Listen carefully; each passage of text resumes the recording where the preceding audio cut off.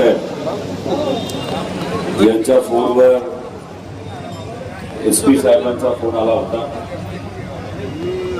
आणि SP साहेबांच्या फोनच्या माध्यमातून या राज्याचे कृषी मंत्री दत्ताभाऊ भरणे यांच्याशी माझं बोलणं झालं. काल दोनदा बोलणं झालं, आज एकदा झालं. त्याच्याबरोबर प्रशासन सातत्याने शासनाशी बोलणं करत आहे. मला असंही कळालं की प्रदीप मामा जेव्हा बीडला गेले होते तिथं पत्रकारांशी बोलत असताना त्यांनी असं सांगितलं की मंगळवारी जेव्हा कॅबिनेट असते त्या दिवशी सहसा सगळेच मंत्री हे मुंबईला असतात आणि मग त्यावेळेस या बाबतीतली चर्चा आम्ही करू. आणि त्या चर्चेला तुम्हाला बोलवलं जाईल, म्हणजे मला बोलवलं जाईल.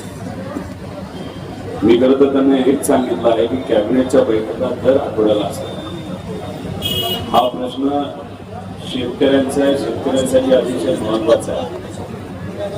याला तुम्ही स्पेशल मीटिंग घेऊ शकता, आजही घेऊ शकता, उद्या घेऊ शकता, सोमवारी घेऊ शकता. तर रेग्युलर बैठकीमध्ये हा विषय घेणं म्हणजे कुठेतरी हे जे आंदोलन चालू आहे, शेतकऱ्यांच्या मागण्यांसाठी जे आंदोलन शेतकरी करत आहेत, त्याच्याच बरोबर अनेक लोकांचा या आंदोलनाला पाठिंबा आहे. तिकडं कुठेतरी आपण या आंदोलनाकडे बघत असताना कुठेतरी महत्व देत नाही असं कुठेतरी आम्हाला वाटतं. मला असं वाटतं की हे आंदोलन आम्ही सर्वांनी सुरू केलं असलं तरी अख्ख्या महाराष्ट्रामध्ये ही जी कर्जमाफी आता दिलेली आहे ती कशी फसवी आहे हा संदेश लोकांमध्ये गेलेला आहे. त्यामुळे बर्ने मामा नक्कीच सकारात्मक वाटतायत, पण शेवटी त्यांचं म्हणणं हे एकच येत आहे, आम्हाला निर्णय घेता येत नाही, मुख्यमंत्री साहेबांना निर्णय घ्यावा लागतो. म्हणजे कुणीही उद्या कुठलाही मंत्री जर आमच्याशी बोलणार असेल तर ते हेच म्हणणार आहेत की शेवटी मुख्यमंत्री साहेब हा निर्णय तिथे घेत असतात. मला एक कळत नाही मुख्यमंत्री साहेब या बाबतीत का स्पष्टपणे बोलत नाही, का त्याच्या दोन अटी आहेत त्या काढत नाही. आर्थिक अडचण या सरकारला नाही आहे असं सरकारच आणि सत्तेतले सर्व लोक तिथं म्हणतात. आणि मग दुसऱ्या बाजूला या शेतकऱ्यांच्या बाबतीत या अटी टाकून 36 ते 38 लाख शेतकऱ्यांवर अन्याय करायला हे सरकार निघालेलं आहे. मुख्यमंत्री साहेबांना मी विनंती करतो, आमच्या ज्या मागण्या आहेत तर तुम्ही समजून घ्या. फार कमी मागण्या, उगाच मागायचं म्हणून काही मागितलं असं नाही. फक्त आमचं असं मत आहे की ज्या अटी टाकल्या त्या अटी मात्र त्या ठिकाणी तुम्ही काढा. अनेक लोकांचं आणि सत्ताधारी आमदारांचं सुद्धा हेच मत आहे, फक्त मुख्यमंत्र्यांची कोण बोलायची आणि परदेशी समिती जी आहे ती अधिकाऱ्यांची समिती आहे. अधिकारी कधी शेतात जातात का?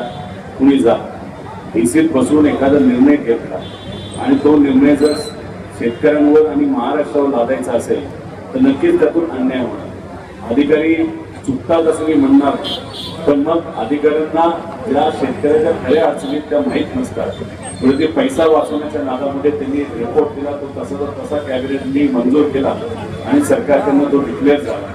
त्यामुळे परदेशी जी काही कमिटी आहे त्या कमिटीने ठीक आहे रिपोर्ट तुम्हाला दिला, त्यातल्या त्रुटी शेतकरी म्हणून आम्ही सर्वजण त्या ठिकाणी सांगत आहोत.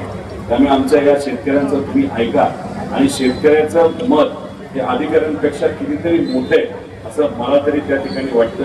त्यामुळे कृपा करून तुम्ही लगेचच्या लगेच या बाबतीत निर्णय घेणं महत्त्वाचं आहे. जे कृषी मंत्री आहेत त्यांनी आम्हाला सांगितलं की पुढच्या काही वेळात आम्ही परत एकदा फोन करू. आम्ही त्यांना 2 गोष्टी सांगितल्या. ठीक आहे, मुख्यमंत्री साहेबांना बोलता येत नसेल ना तर आपण मित्र पक्ष म्हणून, म्हणजे बर्ने साहेब हे अजितदादा पक्षाचे नेते आहेत, मंत्री आहेत, या सरकारमध्ये ते कृषी मंत्री आहेत, तर तुम्ही मित्र पक्ष म्हणून एक स्टेटमेंट द्या. स्टेटमेंट साधं सोपं आहे. स्टेटमेंट असं असावं की या आंदोलनामध्ये जे पवित्र पंढरपूरच्या भूमीमध्ये जे शेतकऱ्याचे आंदोलन चालू आहे त्या शेतकऱ्याच्या आंदोलनामध्ये जे काही मुद्दे मांडलेले आहेत, ज्या अटी आहेत म्हणून, एक तर 2019 मध्ये ज्या शेतकऱ्यांनी त्यावेळेस असणाऱ्या कर्जमाफीचा लाभ घेतला या शेतकऱ्यांना आता जी 50,000ची अट टाकली, तर आमचं मत आहे की 50,000ची अट पण काढा आणि 2019च्या कर्जमाफीचं आणि ह्या कर्जमाफीचं जे काही संबंध तुम्ही लावलाय ते पूर्णपणे तुम्ही पुसून टाका, काढून टाकला. ही आपली पहिली मागणी. दुसरी मागणी, जे रेग्युलर आमचे शेतकरी आहेत त्यांना तुम्ही 25, 26 आणि 26, 27 जी अट टाकली ती सुद्धा काढून टाका. नाहीतर त्यांना एक वर्षभर थांबावं लागणार आहे ती मदत मिळण्यासाठी. त्यामुळे या 2 अटी काढाव्यात असं. आणि तुम्हाला फक्त एवढंच बोलायचं आहे की ज्या 2 अटी मी ज्या बोललो त्या अटी त्या महत्वाच्या आहेत, शेतकऱ्यावर अन्यायकारक आहेत. आम्ही मुख्यमंत्री साहेबांशी बोललोय. मुख्यमंत्री साहेबांनी सुद्धा हे सांगितलंय की पुढच्या काही दिवसामध्ये या अटी शेतकऱ्यांच्या बाजूने काढल्या जातील आणि सरसकट 2 लाखापर्यंत सर्व शेतकऱ्यांना, 55 लाख शेतकऱ्यांना आम्ही कर्जमाफी देणार म्हणजे देणार असं स्टेटमेंट त्या ठिकाणी कृषी मंत्री म्हणून बन्ने साहेबांनी त्या ठिकाणी द्यावं. आणि मित्र पक्षाचे ते असल्यामुळे भाजपकडनं समजा जे आपले रेव्हेन्यू मिनिस्टर बावनकुळे साहेब, आता अजून कुठेतरी जबाबदार एखादा भाजपचा मंत्री त्यांनी सुद्धा जर सांगितलं हेच वाक्य की आम्ही काढणार आहोत, तरी आम्ही लगेचच्या लगेच आत्ताच्या आत्ता ते आंदोलन मागे घ्यायला तयार आहोत. आता बघूया ते त्या बाबतीत काय करतात. मला माहित नाही, ते पुढे पुढे ढकलण्याचा प्रयत्न करतात. पण माझं एक मत आहे की ते म्हणतायत की बैठकीला आलं पाहिजे. जर या राज्याचे मुख्यमंत्री म्हणत असतील बैठकीला आलं पाहिजे तर त्या पदाचा आदर आहे. पण शेवटी काही झालं तरी फक्त बैठकीला जाण्यासाठी मी तिथं जाणार नाही, आमच्याकडे कुणी त्या बैठकीला जाणार नाही.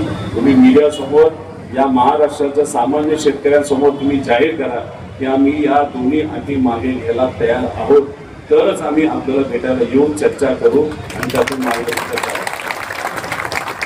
अनेक लोक तब्येत त्यांची धाव होत चाललेली, ताकद कमी होत चाललेली, डोकं तिथं दुखतंय, पण काही झालं तरी आम्ही इथून हटणार नाही. माझा परिवार थोडा चिंतित आहे. माझे वडील इथं बसून आहेत. माझी लहान मुलं, ज्यांना आंदोलन काय असतं, उपोषण काय असतं, अन्नत्याग काय असतं ते माहीत नाही, पण वडील इथं बसलाय त्या अनुषंगाने ते काळजी घेत. आणि त्यातले दोघंही म्हणतात आम्ही सुद्धा आता तिथं काहीतरी खाणं बंद करून टाकू.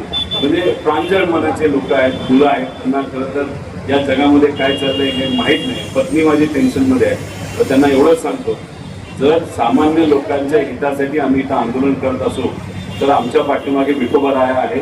आम्हाला कुठेही काय त्या ठिकाणी होऊन देणार नाही.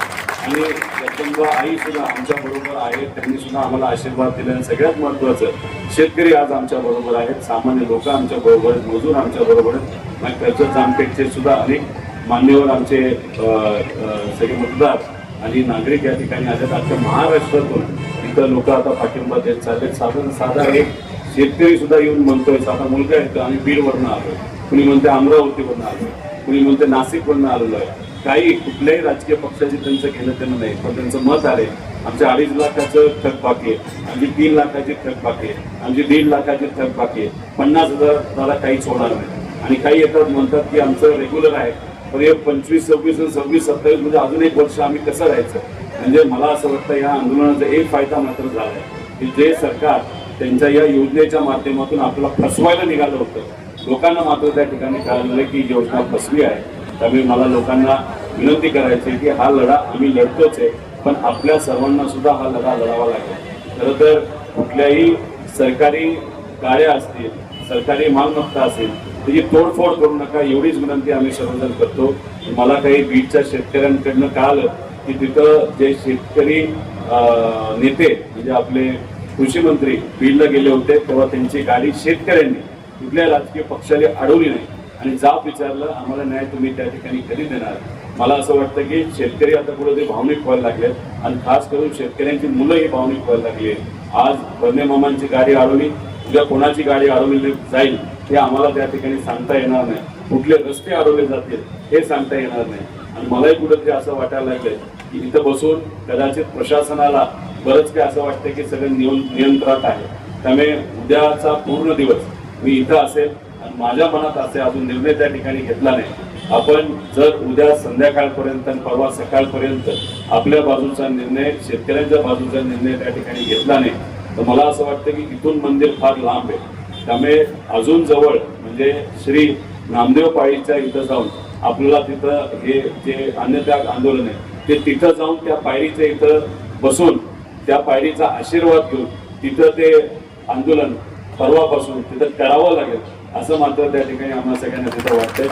शेवटी इथे येणारा जो प्रत्येक व्यक्ती आहे, जो वारकरी संप्रदायाचा आहे, जो सामान्य व्यक्ती आहे, सर्व शेतीशी निगडीत आहे. कुणी शेतकरी, कुणी मजूर आहे. त्यामुळे शेतकऱ्याच्या हातामध्ये पैसा आला तर मजुराच्या हातात पैसा, मजुराच्या हातात पैसा आला तर व्यापाऱ्याच्या हातात पैसा, आणि हे सगळी मोठी सायकल आहे. त्यामुळे मला असं वाटतं की थोडं तिथं बसलो, काही लोकांची अडचण होईल, पण ती अडचण 2 दिवसाची अडचण असेल. त्यामुळे आपल्या सर्वांचं जे काही 5 वर्षाची अडचण होती कर्जमाफीची, ती पूर्णपणे सुटेल असं मला तिथं वाटतं. त्यामुळे आता सरकार आम्हाला काय सांगते हे बघू. नाही तर परवा सकाळी श्री नामदेव पायरीचे इथं जाऊनच आंदोलन करावं लागेल असं मनात आहे. अजून फायनल झालं नाही, पण शासनाकडनं या बाबतीत काय निर्णय घेतला जातो हे मात्र त्या ठिकाणी आपल्याला बघावं लागेल. आणि परत एकदा विनंती करतो, ही लढाई आपण जी लढत आहोत ती काय फक्त आमच्या एकट्याची लढाई नाही, ही सर्वांची लढाई. आणि या लढाईला सगळ्यांनाच तिथं हातामध्ये घ्यावं लागेल, आणि ते तुम्ही सर्वजण घ्याल अशी अपेक्षा. आणि पुढच्या काही मिनिटात, काही तासात, नाही तर उद्यापर्यंत सरकारचा काय निरोप येतोय हे मी माझ्यापर्यंत आल्यानंतर आपल्यापर्यंत पोहोचवील. आणि मग तो निरोप आपल्यापर्यंत पोहोचल्यानंतर आपणच आम्हाला सांगावा पुढं काय आम्ही सर्वांनी तिथं केलं पाहिजे. धन्यवाद.